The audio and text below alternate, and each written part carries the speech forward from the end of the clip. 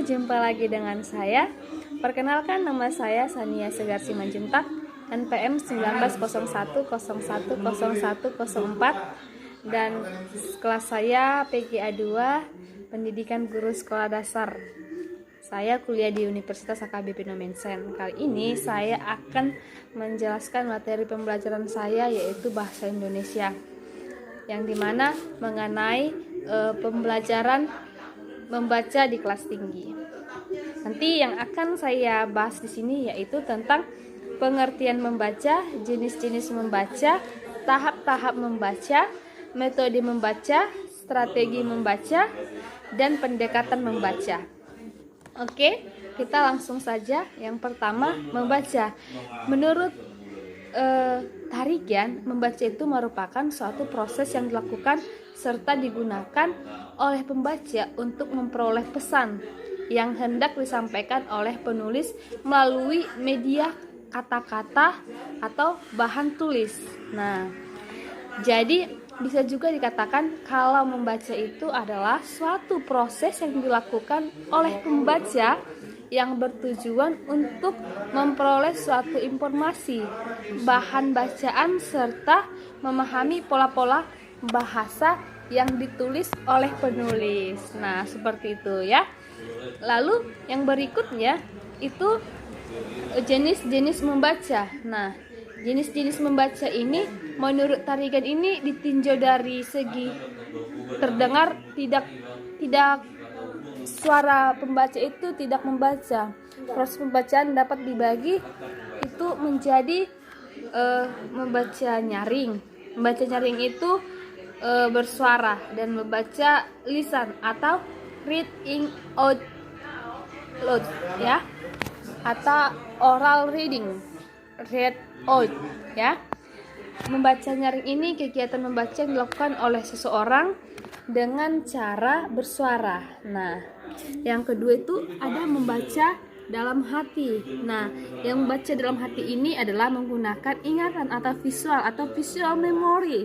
Nah, dalam hal ini yang aktif adalah mata, pandangan, penglihatan, dan ingatan, dan juga turut aktif dalam auditory memory atau ingatan pendengaran. Nah, jadi kalau misalnya ada yang bilang seperti ini, misalnya misalnya Nita, nanti kita ke Jalan Merdeka ya. Nah, jadi waktu melakukan perjalanan, dia ingat tadi aku dibilang teman saya bertemu ke Jalan Merdeka. Nah, seperti itu ya. Lalu berikutnya adalah tahap-tahap membaca. Nah, tahap atau kegiatan membaca. Nah, kegiatan mengajar yang dilaksanakan sebelum siswa melakukan kegiatan baca dalam yang kita harus perhatikan, yaitu kegiatan baca ini guru mengarahkan perhatian pada pengaktifan mata yang berhubungan dengan teks bacaan. Nah, skema itu sendiri adalah latar belakang pengetahuan dan pengalaman yang telah dimiliki oleh siswa tentang informasi, konsep skema tertentu gitu. Nah, lalu dalam hal membaca ini, menurut si Hadley menyatakan bahwa pada tahap membaca ini terdapat 3 kegiatan yang harus diterapkan dalam proses belajar membaca. Yang pertama itu curah pada untuk kebangkitan ide memiliki kemungkinan besar ada dalam teks. Nah, seperti itu ya.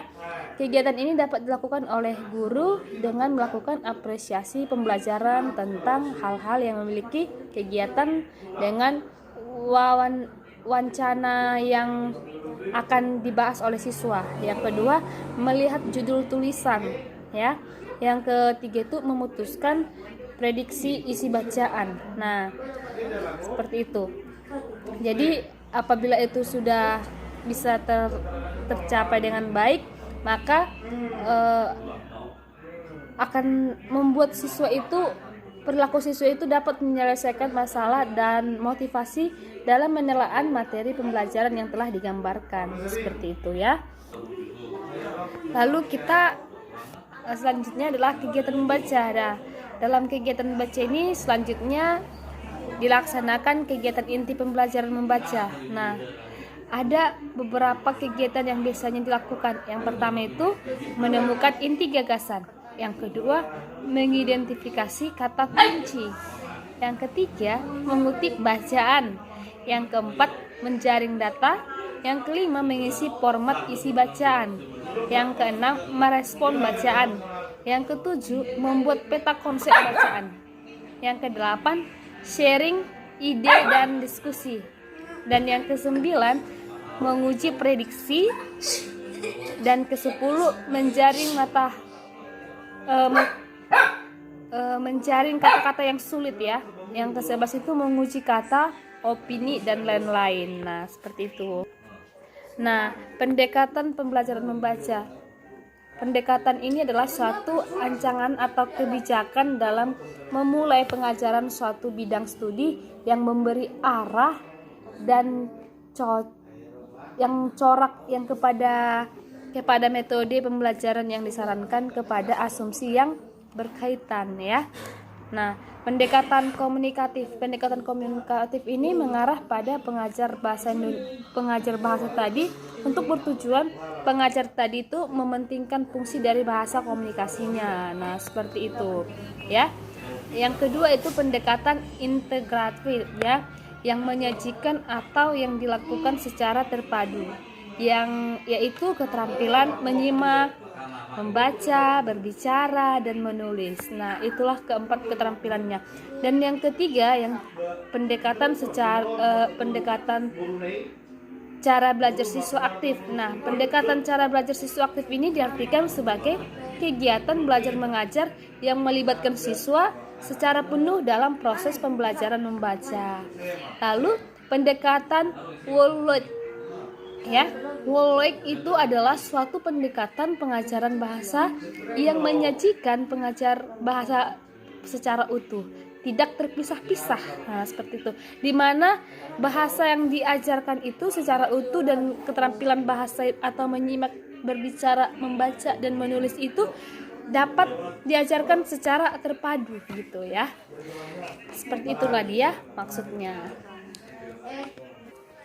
Jadi tujuan dari penggunaan strategi ini adalah untuk kebiasaan siswa berkonsentrasi dalam membaca, melatih kemampuan membaca cepat, melatih daya permalaan berkenaan dengan isi bacaan, dan mengembangkan kemampuan membaca kritis dan komparatif ya. Jadi tahap-tahap yang biasa digunakan itu guru meminta untuk membacakan suatu teks ya. Setelah itu guru meminta siswa membuat pertanyaan tentang apa yang telah dibaca. Yang kedua itu setelah membuat pertanyaan, siswa melakukan kegiatan membaca. Sambil membaca, siswa tadi membuat jawaban pertanyaan dan mencatat ringkasan yang relevan. Yang ketiga itu siswa melakukan pasca membaca ya. Ini pasca membacanya. Siswa itu melakukan review, misalnya membahas sesuai dengan pertanyaan dengan isi bacaan, maupun kegiatan selanjutnya lain yang secara kreatif bisa dikembangkan oleh guru. Lalu strategi membacanya adalah tanya jawab atau question reading question. Nah, seperti itu. Jadi itulah yang bisa saya sampaikan dalam video saya ini mengenai pembelajaran membaca di kelas tinggi. Apabila saya memiliki salah kata, saya mohon maaf. Hanya inilah sekian video saya ucapkan terima kasih. See you, bye bye.